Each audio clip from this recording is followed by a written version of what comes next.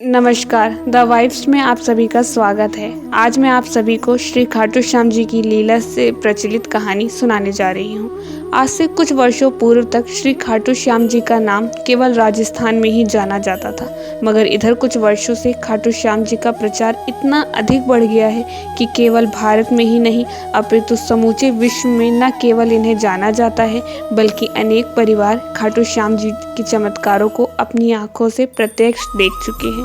राजस्थान के सीकर जिले में रिंगस कस्बे से 18 किलोमीटर की दूरी पर श्री खाटू श्याम जी का मंदिर स्थित है, जहां प्रभु के दर्शन मात्र से ही जीवन में खुशियां एवं शांति के भंडार भर जाते हैं। श्री खाटू श्याम जी की लीला एक बड़ी ही सुंदर कहानी है।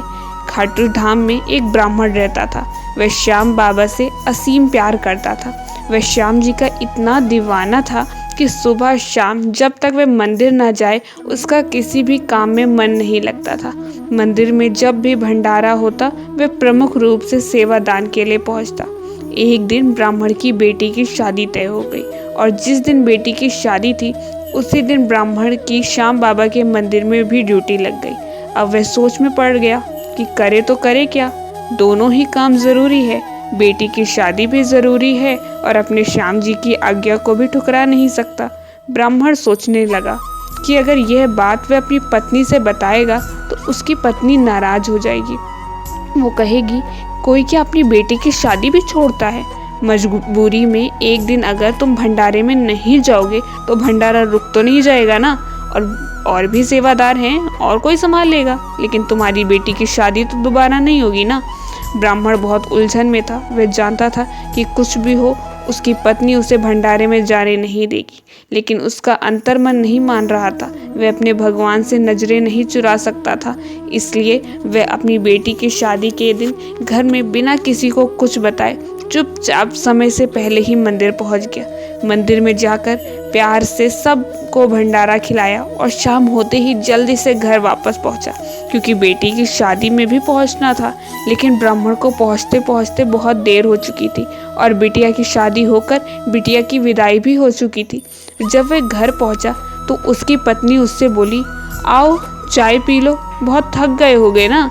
ब्राह्मण सोचने लगा कि बिटिया की शादी होकर विदाई भी हो गई और मैं घर में अब पहुंचा हूँ, फिर भी घर में कोई उस पर क्रोधित नहीं हो रहा है और ना ही परिवार का कोई सदस्य उससे कोई सवाल कर रहा है कि वह शादी में नहीं था। बजाय नाराज होने के पत्नी उसे प्यार से बात भी कर रही थी। ब्राह्मण ने भी सोचा, छोड़ो, क्या गड़े मर्दे उखाड़ना, जो हो गया सो हो गया, सब प्रभु की इच्छा है। पत्नी अगर प्यार से बात कर रही है तो बढ़िया है, इससे अच्छी क्या ही बात होगी। कुछ दिनों के बाद बेटी की शादी में जो फोटोग्राफी हुई थी, फोटोग्राफर शादी का एल्बम लेकर घर पे आ गया। ब्राह्मण ने सोचा इस शादी में तो उपस्थित हुआ नहीं था, चलो एल्बम देख लेता हूँ बेटी की शादी कैसे हुई थी। मगर ये क्या देखा कि शादी में हर जगह उसकी भी तस्वीर है, जो जगह जगह पर विवाह में जिम्मेदारियां संभाल रहे थे। ब्राह्मण फूट फूट कर रोने लगा और कहने लगा, मेरे श्याम, प्रभु तेरी कैसी लीला है। वो रोता हुआ मंदिर श्याम जी के पहुंचा और चरणों में गिरकर बोला, प्रभु मैं जीवन भर तुम्हारी नियमित रूप से सेवा करूंगा। कृपा जिनकी मेरे ऊपर, मेरा जीवन भी उन्हीं का वरदान है। शान से जीना सिखाया जिसने, वह खाटू वाला श्याम है। धन्यवाद। और ऐसी रोचक कहानी जानने के लिए वीडियो को लाइक करें, चैनल को सब्सक्राइब करें और इसी तरह द वाइब्स पे अपना प्यार बरसाते रहें। धन्यवाद।